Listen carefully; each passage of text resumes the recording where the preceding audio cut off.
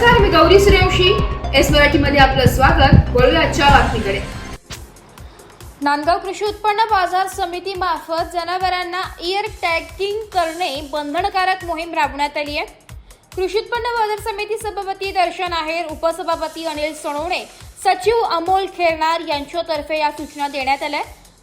दिनांक 29 मे रोजी गुरुवारपासून सर्व पशुधन मालकांनी आपले जनावरे नांदगाव बाजार समितीत विक्रीस आणताना आपल्या जनावरांची इयर टॅगिंग करूनच विक्रीला आणावे अशी सूचना कृषी उत्पन्न बाजार समिती मार्फत देण्यात आली असून ज्या जनावरांची इयर टॅगिंग केलेली नसेल अशा जनावरांना बाजार समिती यार्डमध्ये प्रवेश दिला जाणार नाही. नांदगाव तालुक्यातील ज्या पशुधन मालकाने अजूनही आपल्या जनावरांची इयर टॅगिंग केली नसेल अशा जनावरांची इयर टॅगिंग करण्याची सुविधा बाजार समिती मार्फत यार्डमध्ये दर गुरुवारी उपलब्ध करून दिली आहे. त्यासाठी पशुधन मालकाने स्वतः आपले आधार कार्ड आणि मोबाईल नंबर सह गरजेचे आहे. शेतकरी पशुधन मालक यांनी आपले आधार कार्ड घेऊन नोंदणी करून समिती यार्डमध्ये जनावरांना इयर टॅगिंग करून घेताना बघायला मिळाले. आता शासनाने शासन निर्णयानुसार प्रत्येक मोठे जनावर जे असेल तर त्याचं इयर टॅगिंग करणं हे बंधनकारक आहे.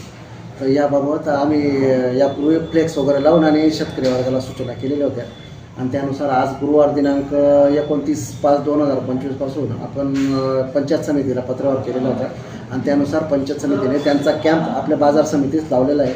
तर तिथं आपले कर्मचारी वगैरे नेमणूक करून आणि आपल्याकडे जे आपले नांदगाव तालुक्यातील असतील तर नांदगाव तालुक्यातील जे मोठे जनावर आलेले असतील तर त्यांचं आपण 100% टॅगिंग करून घेतो आहे आणि जे तालुक्याच्या बाहेर जनावरं असतील तर त्यांचा कोणत्याही प्रकारचा खरेदी विक्रीचा व्यवहार आपण करू देत नाही. कारण जे टॅगिंग असतील त्यांचाच व्यवहार होणार आणि जे टॅगिंग केलेले जनावरं नसतील तर त्यांचा व्यवहार बाजार समितीत होणार नाही असं म्हणून. आणि आता यापुढे अशाच पद्धतीने आपली नियमितपणे आपण ही मोहीम राबवणार आहोत. म्हणजे जास्तीत जास्त टॅगिंग झाली पाहिजे जनावरांची.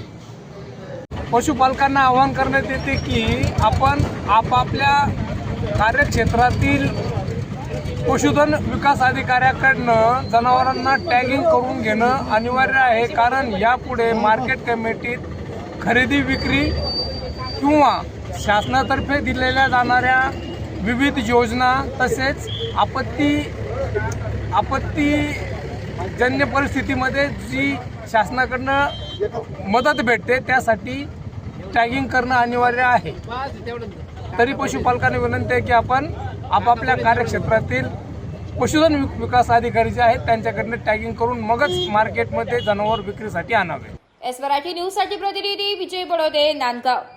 अशाच नवीन ताज्या घडामोडी जाणून घेण्यासाठी आमच्या एस मराठी न्यूज चॅनेलला लाईक करा, शेअर करा, सबस्क्राईब करा आणि बेल आयकॉनला क्लिक करायला विसरू नका.